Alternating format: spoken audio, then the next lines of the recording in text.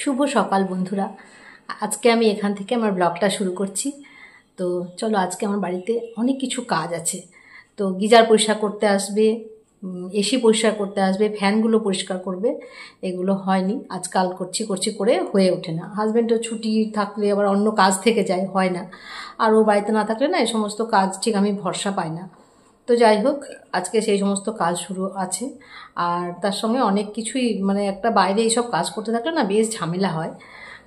চলো, আমি অবশ্য জানতাম না ওরা আসবে, আমাকে হঠাৎ এখন বলছে আসবে। তো ঠিক আছে, রবিবার দিন তো আমার এমনি ধরো বাজার টাজার থাকে, একটু ব্যস্ততা বেশি থাকে।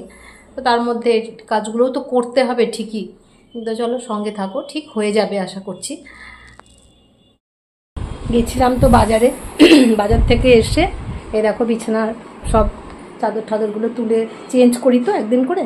তো শনিবার চেঞ্জ করা হয়নি, শুক্রবার কিংবা শনিবার চেঞ্জ করি, তো চেঞ্জ করা হয়নি। সেজন্য দেখো আজকে চেঞ্জ করে এখন খাবার টিফিন তো হয়ে গেল, চা দুবার হয়ে গেছে, এখন এগুলো চেঞ্জ করবো, করে বাকি রান্না করবো। দেখো আমি যে বালিশটা ইউজ করি, এই যে মেডিকেটেড বালিশ, এটা দেখাচ্ছি তোমাদের খুলে। আমি এই দেখো এরকম, ব্যাপারটা এরকম। এটা কভার পরিয়ে নিয়ে যাবে, আর কভার না পরালেও না, দেখো কভার না পরিয়ে আমরা দিই না মাথায়। এই যে এটা কভার আছে আলাদা, ভেতরে ফোমটা আছে, এই কভারটা আলাদা আছে। এটা চাইলে ফোমটা বের করে নিয়ে এই কভারটাও ক্লিন করা যায়। তো এরকম ব্যাপারটা। এইখানে মাথা রাখতে হয়, মানে এইভাবে বালিশটা নিতে, এখানে মাথা রেখে এইখানে ঘাড়ের সাপোর্টটা এই জায়গাটায় পায়, দিয়ে শুলে ঘাড়ের ব্যথাটা কম লাগে। আমি এটা কোনো প্রমোশন ভিডিও করছি না, এটা আমার এমনি ভিডিও। তো তোমাদের সঙ্গে আমি শেয়ার করলাম, কারণ এটা আমি ইউজ করি, আমি উপকার পেয়েছি তাই। নর্মাল যে কভারগুলো কিনতে পাওয়া যায়, সেই কভারগুলো এই বালিশের না হয় না ঠিক। তো সেই কারণে একটু বড় হয় বা আনফিট হয়, কিন্তু কিছু করার নেই, বানিয়ে নিতে হবে, বানানো হয়নি। দেখো আমার বিছানা তোলা হয়ে গেছে, রেডি হয়ে গেছে সব কিছু, একদম ঘর গুছিয়ে ফেলেছি। বাবা এসছে, বাবাকেও নিয়ে এসেছি, দেখবে বাবা বসে আছে। বাবা এসে গেছে, বাবার টিফিন খাওয়াও হয়ে গেছে। বাবা ভালোবাসে ওটসের চিলা খেতে, তো বাবার জন্য আমি ওটসের চিলা বানিয়ে দিই। এই দেখো ভাত বসে গেছে, ওখানে রুটি বেগুন ভাজা করেছিলাম, বেগুন ভাজা আছে, চাটুও বসানো আছে। দেখো এই রান্নাঘর পুরো ছড়িয়ে এরকম অবস্থায় থাকে। এই যে চালটা দেখছো, এটা জলটা দেখছো না, এটা চাল ধোয়ার জল, ডাল ধোয়ার জল, সবজি ধোয়ার জল, গাছে দিই, সন্ধ্যাবেলায় দিয়ে দিই, রেখে দিই। সন্ধ্যাবেলায় যখন গ্যাসে জল দিতে যায়, কোনো কাজ হয়নি, দেখেছো বোতল টোতল সব পড়ে রয়েছে, পুরো একদম জল ভরা হয়নি, কিচ্ছু হয়নি। মানে এই সময়টা এরমই হয়, এগুলো সব গুছিয়ে একদম নিট অ্যান্ড ক্লিন করে ফেলবো। এই দেখো এদিকে লোক এসে গেছে, আমার গিজার আর ওরা তিনজন এসছে, একজন গিজার পরিষ্কার করছে, একজন ফ্যান পরিষ্কার করছে, একজন এসি পরিষ্কার করছে, ইনি করছেন গিজার পরিষ্কার। তো দেখো গিজারের ওই যে একটা ক্যান্ডেল মতো থাকে, ওটার মধ্যে না এই যে ধরছে, এটার মধ্যে এত আয়রন, পুরো অ্যাসিড জল দিয়ে ওরা পরিষ্কার করছে এটাকে। একটু ভিজিয়ে রেখেছিল না, জলের মধ্যে দিয়ে, অ্যাসিড দিয়ে ভিজিয়ে রেখেছিল, জলের মধ্যে দিয়ে এটা ওই যে দিয়ে পরিষ্কার করছে। দেখবে কতটা মানে বেরোবে পুরো আয়রন। তো এটা পরিষ্কার না করলে কি হয়, এটা ধরো মানে তাততে সময় লাগে, জল গরম হতে সময় লাগে।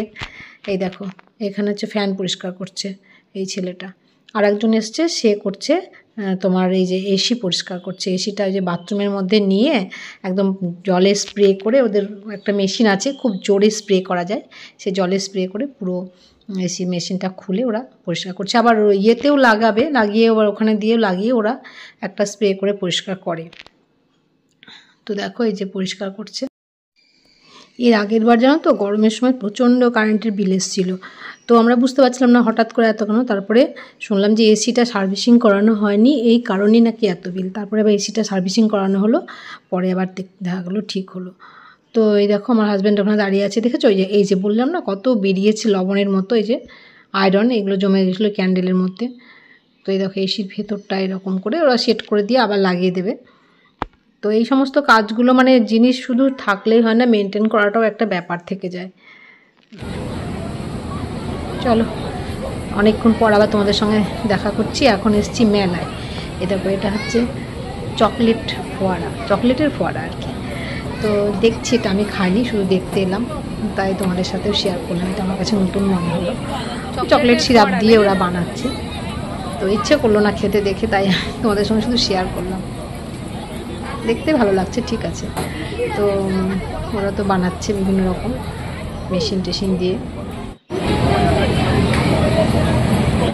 কি সুন্দর আইসক্রিম বানাচ্ছে এখানে। এই যে রোলারটা আছে না, এটার মধ্যে বরফ ভরা আছে। আমি দেখলাম একটু আগে ওরা বরফ ভেঙে ভেঙে রোলারটার মধ্যে ভরলো। ভিতরে একটা পাইপের মতো আছে অনেক মোটা, সেটার মধ্যে ভরলো বরফ। আর এটার মধ্যে দুধের ক্ষীর ঠির করে ওটা, যেমন আইসক্রিমের যেটা আর কি লিকুইড, সেটা ওখানে ঢালছে। আর তারপরে বরফ জমে যাচ্ছে। তারপরে ওই যে গেটারগুলো হয়, যেগুলো দিয়ে আমরা আদা ঠাদা কুচোই, মানে কুড়োনো হয়, সেই সমস্ত গেটার দিয়ে দেখো আগে এটা একটু জমিয়ে নেবে, দিয়ে ভালো করে মানে ঢালবে আর জমাবে। তারপরে ওই গেটারটা দিয়ে ওরা কী করছে, ওই গ্রেট করে নিয়ে তারপরে যে যে ফ্লেভার খাবে সেই সমস্ত সিরাপ দিয়ে ওরা এটা পরিবেশন করছে। তো সেটাই আমি দেখলাম। তো তোমাদের সঙ্গে দেখো ওটা দিয়ে দেখছো, ওই কুর্নিটা দিয়ে দেখো গ্রেট করে নিল বরফটাকে দিয়ে, এবারে একদম ঝুড়ো ঝুড়ো হয়ে গেল। তার মধ্যে এবার যে যেটা ফ্লেভার খেতে চায় তাকে সেই ফ্লেভার দিয়ে পরিবেশন করলো।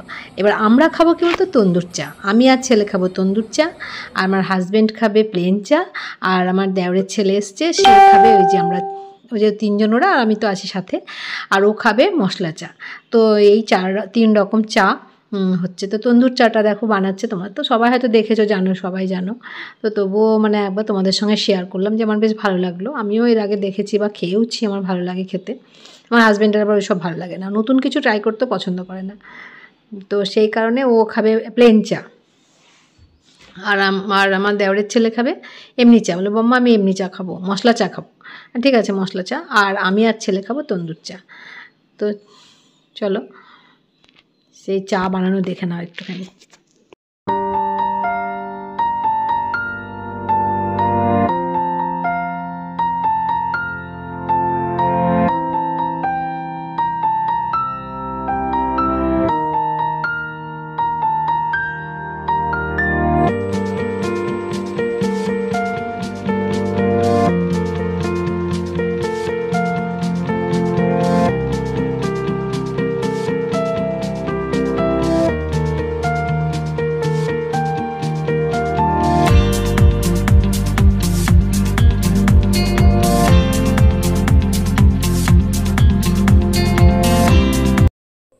চলো, খুব ক্লান্ত হয়ে গেছি। আজকে ব্লগটা আমি এখানেই শেষ করছি। তোমরা আমার সঙ্গে থেকো, লাইক, শেয়ার, কমেন্ট, সাবস্ক্রাইব করো। সবাই ভালো থেকো, সুস্থ থেকো, আনন্দে থেকো। আনন্দে না থাকলে আমাদের হাজার রকম অসুখ শরীরে এসে বাসা বাঁধবে। তো সেই কারণে আমাদের আনন্দে থাকতে হবে, ভালো থাকতে হবে, আমাদের সুস্থ থাকতে হবে। টাটা বন্ধুরা, আবার সামনের একটা ইন্টারেস্টিং ব্লগে তোমাদের সঙ্গে আমার দেখা হচ্ছে। আজকের মতো টাটা।